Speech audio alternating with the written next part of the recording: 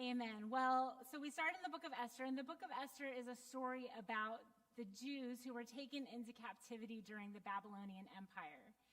And there were some Jews that returned home. They went back to Jerusalem, and we studied about them returning and rebuilding the wall when we studied Ezra and Nehemiah. But this story, Esther, is about a group of Jews who remained in captivity in Persia, in the city of Susa, in about the 5th century BC. The king at the time was King Xerxes, or as Pastor Brian appropriately nicknamed him, King Jerxes, because he was not a very nice guy. He liked to throw these big, elaborate parties to show off his wealth, either out of insecurity or arrogance. We're not really sure which one. And at this one particular banquet, or this big drunken feast that he was having, he invites his queen, Vashti, to come and parade herself in front of all of his guests. Well, Queen Vashti says no, and rightly so, because what the king was asking her to do was extremely degrading. But you don't just tell the king no, especially when he's had a little bit too much to drink, which from the sounds of it was pretty much always. So the king consults with his advisors, and they basically tell him to kick Vashti to the curb and make an example out of her.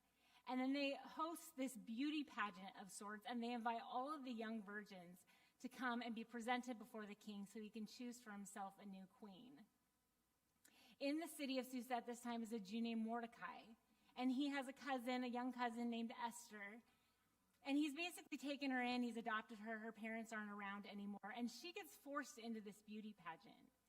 But she instantly earns favor with her attendants and ultimately with the king because he falls madly in love with her and chooses her as his new queen. But Mordecai, her cousin, had instructed her not to reveal her Jewish identity because they didn't really like the Jews a whole lot. As we talked about last week, the book of Esther is a really interesting book because it doesn't actually mention God even once. It doesn't even really mention any of the things that are typically associated with God, like the law or worship or sacrifice or even prayer. So the question was asked, where is God in the book of Esther?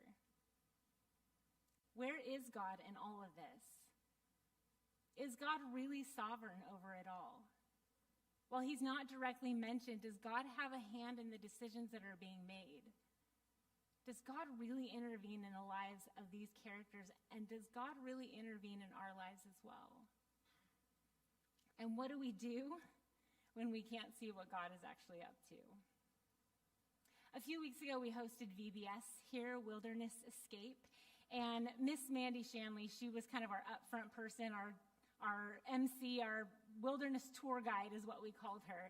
And at the end of every night, she would ask the kids to go home and to be on the lookout for God sightings. And then they would come back the next day and they would share those with us. So what is a God sighting? Well, we were encouraging the kids to be on the lookout for God's activity in the world and in their everyday lives. And some of the God sightings that these kids had were amazing. Some were pretty hilarious, but amazing nonetheless. And what an important skill to teach our kids. What an important skill for us as adults to learn. To have the ability and the awareness to be on the lookout for God's activity in our everyday lives. And in some ways, I think that's what we're being asked to do with this book.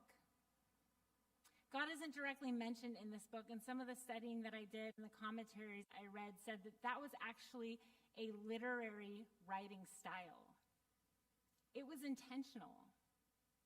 By not mentioning God, by not directly calling him out in the story, the author is actually trying to get the reader to read between the lines, to search for God, to look for his activity in this book. So can we do that today? Like the VBS explorers, can we be on the lookout for God's activity in the book of Esther? We're going to start reading with chapter 3, verse 1. You can follow along. After these events, King Xerxes honored Haman, son of Hammedatha, the Agagite, elevating him and giving him a seat of honor higher than that of all the other nobles. All the royal officials at the king's gate knelt down and paid honor to Haman, for the king had commanded this concerning him. But Mordecai would not kneel down or pay him honor.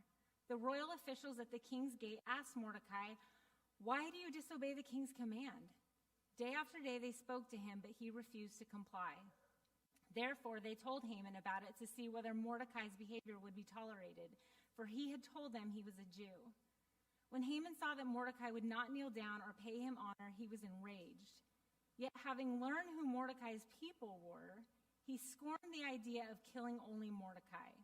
Instead, Haman looked for a way to destroy all of Mordecai's people, the Jews, throughout the whole kingdom of Xerxes. Turn to your neighbor and say, "Well, that escalated quickly." Verse 7, in the 12th year of King Xerxes, in the first month, the month of Nisan, the pur, that is the lot, was cast in the presence of Haman to select a day and month, and the lot fell on the 12th month, the month of Adar. Then Haman said to King Xerxes, "There is a certain people dispersed among the peoples in all the provinces of your kingdom who keep themselves separate. Their customs are different from those of all the other people, and they do not obey the king's laws. It is not in the king's best interest to tolerate them. If it pleases the king, let a decree be issued to destroy them, and I will give 10,000 talents of silver to the king's administrators for the royal treasury." So the king took his signet ring from his finger and gave it to Haman, son of Hammedatha, the Agagite, the enemy of the Jews. "Keep the money," the king said to Haman, "and do with the people as you please." So we just read the beginning of chapter 3, but I wanted to remind you really quick of a short story that happened at the end of chapter 2 that we read about last week. Mordecai, at the end of chapter 2, overhears these two guys that are plotting to kill the king. And so he's able to warn the king, thus saving the king's life. But we don't actually read that Mordecai received any sort of reward or recognition for this. Yet chapter 3 opens up, and we're introduced to this new character, Haman. And we're not told why, and we're not even told what he did to deserve this, but Haman is being promoted, and he's being honored for something. So much so that the king is commanding that everybody else bow down to him. It was probably a big deal for the king to allow somebody else to be bowed down to. I read a couple of theories, some Jewish literature that said there was a possibility, they believed, that Haman was an astrologer, that he studied the movement of the planets and the stars, and he used these readings to influence people's decisions to make these predictions. And so one theory is that maybe the king was the recipient of one of these astrological predictions, and maybe it came true. Maybe it gave him even more credibility or influence with the king. Another theory is he was wealthy. Haman was a wealthy man. You know, typically when you do a job for somebody, they pay you. Okay, but Haman is going to the king and he's saying, "Look, king, it's really not in your best interest to tolerate these people, so if you will allow me to wipe them out, if you will allow me the honor of taking care of these people for you, I will pay you 10,000 talents. That was a lot of money in those days.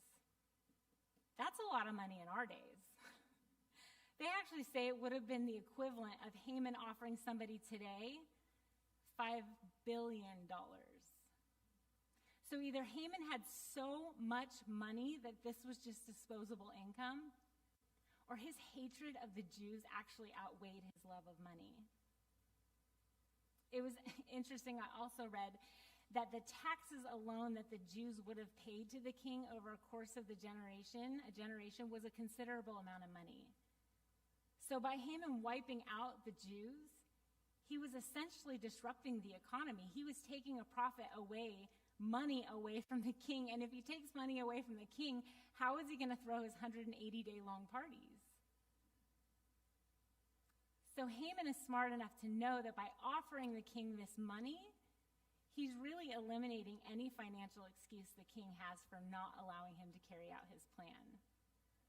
Haman is evil. Haman is manipulative.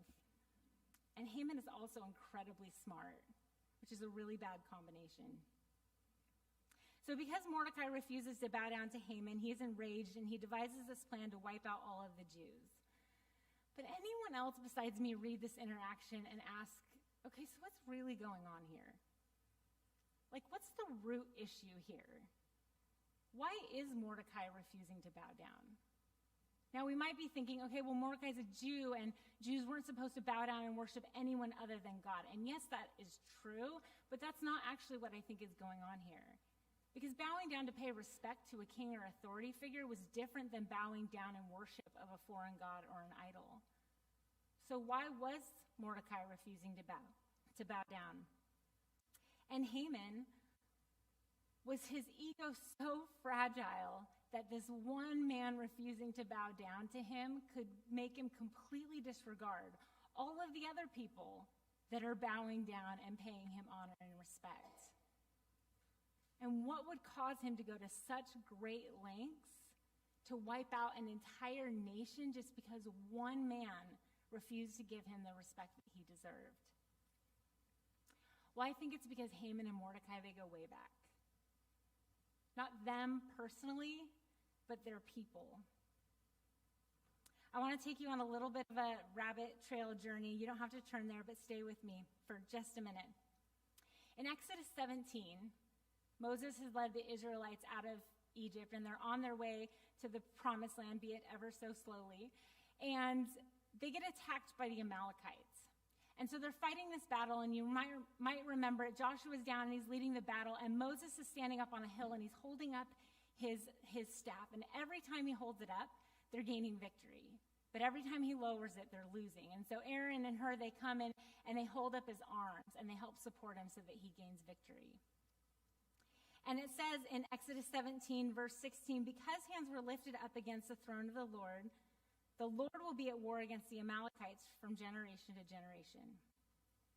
Okay, I know you guys probably aren't making the connection yet. That's okay, stay with me. Deuteronomy 25, 17 through 19, God basically says, hey, remember the Amalekites? Well, when you get into the promised land, and when I give you rest from your enemies on every side, when you have a chance to catch your breath, I want you to go blot out the name of Amalek. Do not forget. 1 Samuel 15. Saul is now king, and God says to Saul, it's time. I want you to completely destroy the Amalekites. Everyone and everything. So Saul does. He goes and he wages war against the Amalekites, and they are victorious. But then it says in Samuel 15, verse 8, Saul, he took Agag, king of the Amalekites, alive. It goes on to say that he spared Agag's life and kept for themselves some of the best sheep and goats and cattle and all of those things. So he doesn't follow God's instructions. And Samuel the prophet has to come in and he has to kill King Agag and do Saul's dirty work for him. Haman is said to be a descendant of King Agag. He's an Agagite. Now, does it make a little more sense why these guys might not like each other so much? Their people have been at war with each other since way back, like Exodus, Deuteronomy way back. I believe Haman had a bone to pick with the Jews. They killed grandpa, or great-grandpa, or great-great-grandpa. I believe that Haman was using this as an opportunity to carry out an evil plan that had taken root in his heart long before this moment ever occurred. So the decree is issued, the date is set, the announcement has been made that on this certain day, all of the Jews are going to be killed. Mordecai is devastated, obviously. He puts on sackcloth and ashes. He goes and he sits outside the city gate to wail and mourn and cry. And word gets to Esther of what Mordecai is doing, and so she sends her eunuch, Hathach, Aflac, sounds like Aflac to me. And he goes and goes to see Mordecai to find out what's going on. And so Mordecai tells him everything, and he said to ask Esther to go before the king and beg for mercy for her people. So we're going to start reading again in chapter 4, verse 9. Hathach went back and reported to Esther what Mordecai had said. Then she instructed him to say to Mordecai, All the king's officials and the people of the royal provinces know that for any man or woman who approaches the king in the inner court without being summoned, the king has but one law, that they be put to death unless the king extends the gold scepter to them and spares their lives. But 30 days have passed since I was called to go to the king. When Esther's words were reported to Mordecai, he sent back this answer: Do not think that because you are in the king's house, you alone of all the Jews will escape. For if you remain silent at this time, relief and deliverance for the Jews will arise from another place. But you and your father's family will perish, and who knows, but that you have come to your royal position for such a time as this. Then Esther sent this reply to Mordecai: Go, gather together all the Jews who are in Susa and fast for me. Do not eat or drink for 3 days, night or day. I and my attendants will fast as you do. When this is done, I will go to the king, even though it is against the law. And if I perish, I perish. So Mordecai went away and carried out all of Esther's instructions. So Esther's going to step up to the plate. Okay, even though I prefer to use football analogies, it doesn't work in this particular situation. Esther's going to go to bat for her team, the Jews, right? She knows that to go before the king unannounced and uninvited is a death sentence. But as Mordecai pointed out, if she doesn't, she's dead anyways. And I think it's so interesting how Mordecai says, if you remain silent at this time, relief and deliverance for the Jews will arise from another place. He doesn't say God will save us. God will deliver us. He will fight on our behalf. I wonder, though, if that's what he meant. I wonder if that's what Mordecai was implying. I wonder if in this moment he was suddenly remembering all of the times that God had come through for his people, all of the times when he had delivered them. Was he remembering the covenant that God had made? And was it giving him hope in this moment that he would do it again? I think Mordecai has a God sighting in this particular moment. And I think Esther does too, because she's finally willing to risk her life to save her people. It's more important to her than even her very own life. So she goes before the king, and I'm going to have to paraphrase most of this for you for time, but she goes before the king and he extends a royal scepter so her life is spared. And he asks her in chapter 5, verse 3, what is it, Queen Esther? What is your request? Even up to half the kingdom, it will be given to you. Okay, Esther, there's your chance for such a time as this. If it pleases the king, replied Esther, let the king, together with Haman, come today to a banquet I have prepared for them. A banquet, Esther? Really? Hasn't the king attended enough of those? Don't we want him somewhat sober for this conversation? It doesn't really say why Esther invited them to a banquet, but she does. And she says that she'll tell the king her request at this banquet. So him and Haman, they go to this banquet, and the king says, okay, Esther, what is it? What do you want? And she says, I want you to come back tomorrow for another banquet. Now it just feels like she's stalling, right? Dragging her feet. Just tell him already. But the king agrees, so Haman leaves the banquet. But on his way home, he sees Mordecai. There he is, just refusing to bow down again. And once again, he's reminded of how much he hates this guy. So he goes home and he's talking to his wife and his friends, and he's kind of telling them how good life is for him. I mean, things are going good for Haman. He's got, this position, he's got this promotion, he's got all this money, he's got all this favor with the king. I mean, Esther, she invited him alone with the king to their private banquet. If I was Haman, I'd be feeling a little bit like the third wheel on date night, but he's not. He's clearly loving it. But none of that, none of the fame or the position or the money or the power can distract him from his hatred for this one man. So So his wife and his friends say, as any good support system would, set up a poll, ask the king in the morning if you can kill him, impale him on it, and be done in time for the banquet. And chapter 5, verse 14 says, this suggestion delighted Haman. And he had a poll set up, just like that. He's got it all planned out. He probably slept pretty good that night. There's only one problem. The king, King Xerxes, he did not sleep good that night. He had a bad case of insomnia, and so he called for the book of the Chronicles to be brought and read to him. It's a book that basically records all the details of his reign. It sounds pretty boring, which is why I think he wanted it to be read to him. Maybe put him to sleep. But the attendant that is reading this book to him just happens to turn to the exact record of when Mordecai had overheard the plot to kill the king and warns the king and saves his life. And the king goes, what recognition did Mordecai receive for this? Nothing. So the next morning, when Haman comes in all smug and excited about the festivities for the day, the king asks him in chapter 6, verse 6, what should be done for the man the king delights to honor?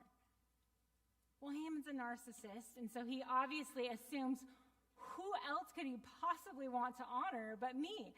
So he says, put a robe on him, give him a crown, put a ring on his finger, give him the best horse, and parade him around the town while somebody shouts, this is what is done for the man the king delights to honor. And the king goes, oh yeah, that's good. You should do that for Mordecai. Wah, wah. Haman did not see that coming, did he? You see, he actually had plans to impale Mordecai today, not parade him around on a horse. That wasn't part of his plan. And surely he can't kill Mordecai now after the king has given him all this honor and this recognition. So Haman does what the king asked him to do. And while it kind of put a little bit of a damper on his plan for the day, still got the banquet, still got date night. So Haman and the king go to Esther's banquet, and it's here that she finally tells the king her request. She tells him that somebody has plotted to take out her people, completely annihilate them. Chapter 7, verse 5, we're going to read another little section here. King Xerxes asked Queen Esther, who is he? Who is he, the man who has dared to do such a thing? Esther said, an adversary and an enemy, this vile Haman. Then Haman was terrified before the king. The king got up in a rage. He left his wine and he went out into the palace garden. Anybody else think it's interesting that they mentioned that he left his wine?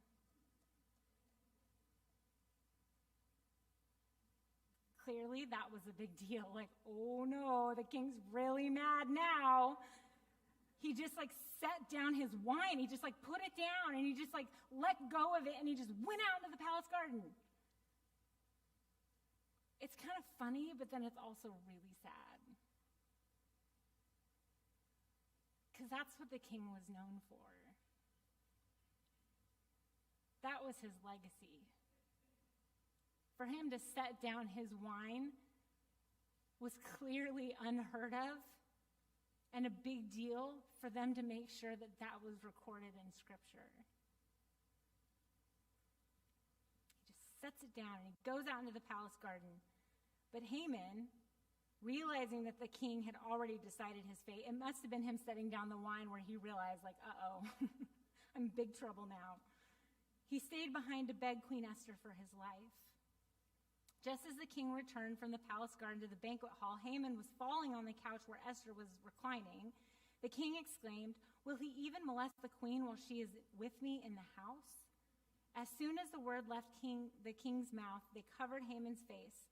Then Harbona, one of the eunuchs attending the king, said, a pole reaching to a height of 50 cubits stands at Haman's house. He had it set up for Mordecai. So they impaled him on the pole he had set up for Mordecai. Then the king's fury subsided. A little ironic, isn't it? I wrestled with what to talk about today because there are so many smaller stories in this big story. So many tiny little nuggets and lessons. I think each character teaches us something. Queen Vashti, she stood up for what was right even though it cost her everything. Queen Esther recognized that her position had a purpose that went even far beyond herself. Mordecai, he uncovers the plot to kill the king and initially receives no recognition for it. And I think God calls us to do the right thing even when we aren't immediately rewarded or recognized too. Haman obviously teaches us several things, one of which I think is deal with the root issues. Don't allow bitterness and anger and resentment for people to build up in your heart because it will ooze out eventually. It'll cause you to make really rash and harsh decisions. And I also think we learn from him that pride comes before a fall. And King Xerxes, I think he also teaches us several things. Primarily, lay off the parties and the booze. Make some healthy choices for yourself. Drink some water. Just teasing Carolyn. I've been on her about her water intake recently. She doesn't drink wine, but she also doesn't drink enough water. Eat a salad, 30 minutes of cardiovascular activity, something. Make some healthy choices for yourself because while you're over here living it up, living your best life, partying the days away, your kingdom's in chaos. It's crumbling. Somebody else is running the show right underneath your nose and you don't even know it. Get your crap together. Sorry, I said crap. The Apostle Peter actually said it better than me. In 1 Peter 5:8, he says, be alert and sober-minded because your enemy, the devil, prowls around like a roaring lion looking for somebody to devour. The lessons in this story are endless. So besides just telling you the story of Esther and pulling out some things that we can learn from these characters, I wanted to circle back to what we talked about in the beginning, the God sightings. It's said that the author intentionally leaves God out of the text in an effort to get the reader to search for him. Well, the main purpose of the book is something we haven't even really touched on yet. As a result of all that has happened, all that has taken place in the book of Esther, the Jews are saved. God's people are saved. And so they established this holiday called Purim, and it's something that is still established or celebrated today amongst the Jewish people. The book was written to remind them of how God had rescued them. You can call it luck. You can call it coincidence. Or you can look for God's sightings in the story of Esther as I believe the author intended. Where do you see God show up in this story? Was God impressing upon Vashti's heart? Not today, Vashti. Don't allow him to degrade you anymore. It's time for you to take a stand. Was God using Vashti as a way to create an opening where Esther could be ushered in as the new queen? Did God whisper in the king's ear, see that girl over there? She's the one. Pick her. Is it an accident that Mordecai just happened to be in the exact position where two men were plotting to kill the king? And is it an accident that after he warned the king just kind of forgot about it? Why did Esther hold a banquet? Why didn't she just tell the king what she wanted from the get-go? Would have been a much shorter book. This would have been a much shorter message.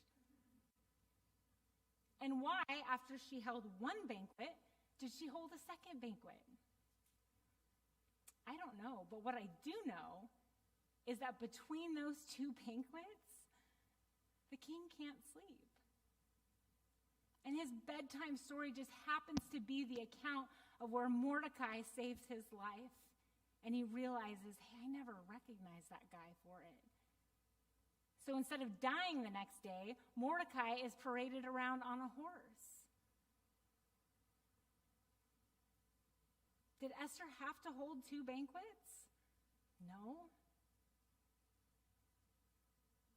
But did God use those 2 banquets to make something pretty spectacular happen in between? You bet he did.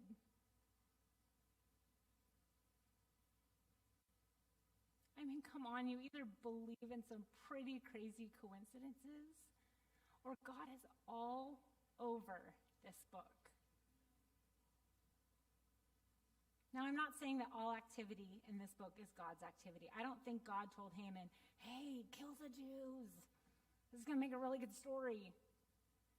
And I'm not even saying that God told Esther, have 2 banquets. Whether Esther had 1 banquet or 15, I think God still would have used it to bring about his ultimate purpose, which was salvation for the Jews.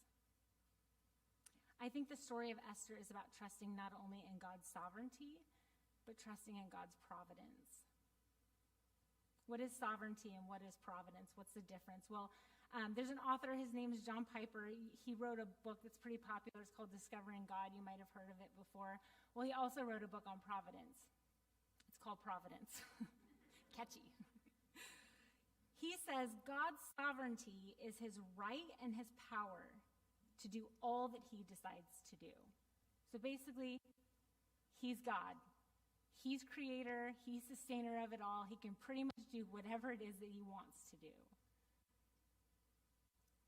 That's sovereignty. But he says providence, however, is wise and purposeful sovereignty. In other words, it's not just that he can do whatever he wants to do because he is God, but providence is the assurance that he is using his sovereignty to bring about his purpose. You know, I believe my journey to Clovis, to Grace Place, was extremely providential. I didn't see it at the time, but looking back now over the series of events that occurred leading us to moving here, I can see God's activity. There was no audible voice telling us to move. There weren't any big signs or big revelations. In fact, you want to know what got us to Clovis? I was frustrated, and I was tired, and also the housing prices. But we were living up north at the time, and my husband's company had started expanding in the Central Valley. And so because of this, he was traveling a lot, and he was gone a lot. He spent like 75% of his time between Modesto and Bakersfield. Yay for him, right? He was gone a lot, and I was tired of it. And so one day, when I was probably fed up with my children and totally over this solo parenting gig, I started looking up housing prices, Central Valley, because I was irritated. And then I started sending him some housing listings, and we started having this conversation about moving. One thing led to another, and now here we are. We actually put in an offer, and it was accepted on a house in Visalia. But again, doors started closing and red flags started going up, and it got to the point where we were like, you know, maybe we're not looking in the right area. So obviously, we found a house in Clovis, and here we are. But there was no, thus saith the Lord, move to Clovis. There was no writing on the wall. It was actually my irritation and my frustration that led me to Zillow.com.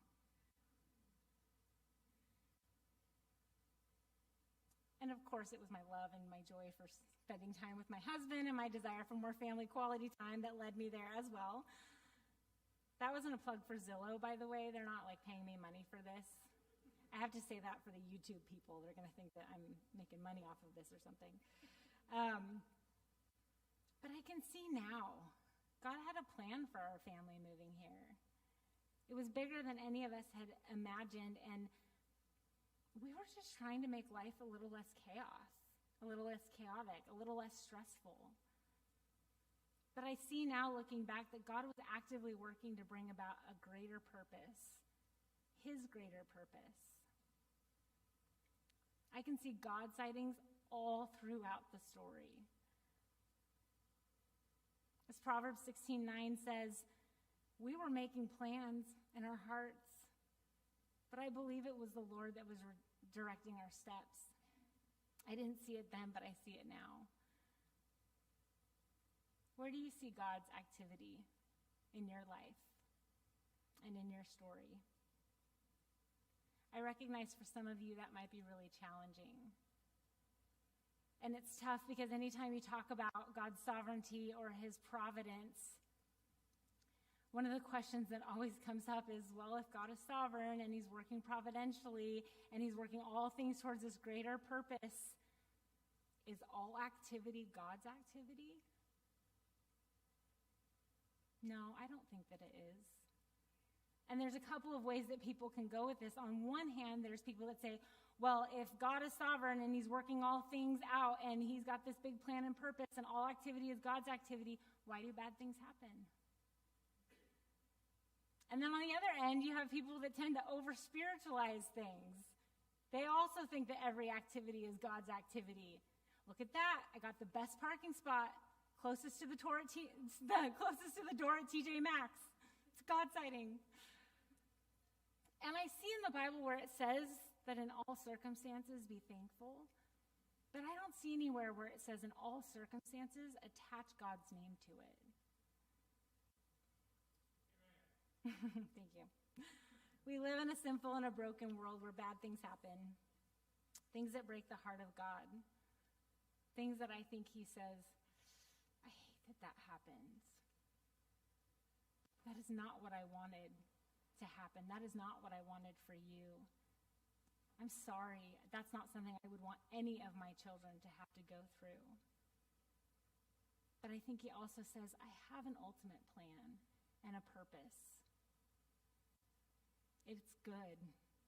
And it goes far beyond what you can see probably today and what you may even see within your lifetime. I didn't cause it to happen, but I can use it to bring about my plan and my purpose in your life.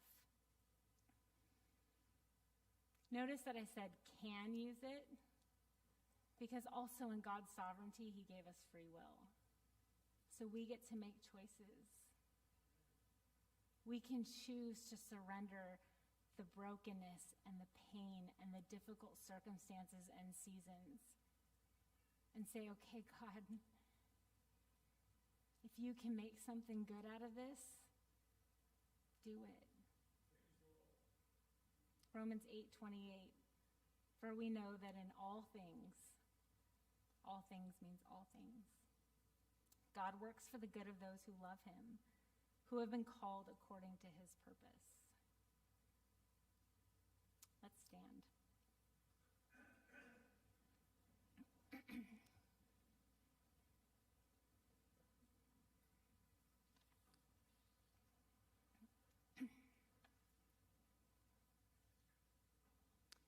This morning, if you're struggling to see God's activity, his providence in your life, if you're looking at your past or maybe even your present and you're saying, God, I don't really understand what it is that you're up to. Where are you in all of this? Can I ask you right now just to take a moment to ask God to open your eyes? Ask God to see what it is that he's up to. God, what are you doing? I think our vision gets better the more we practice this. The more we are on the lookout for God's activity in the small and the mundane moments of our lives, I think the easier it gets to see him in some of the more difficult, challenging seasons. Ask God to show you. Ask God to open your eyes. And if you're struggling to see it, my other recommendation is stay connected. Stay connected not only to the word, but stay connected to community. godly community. And here's why, because one of the things that I noticed at VBS is that first kid that put up their hand, that first brave soul that raised their hand to share their God sighting, inspired confidence in other kids to raise their hand and share their God sighting. One kid raised their hand and I saw purple flower today, and purple's my favorite color. That's a God sighting. And suddenly everyone has God sightings, and they all have to do with flowers. And it was amazing. It really was. When you see a God sighting, when God does something in your life, will you share it with somebody?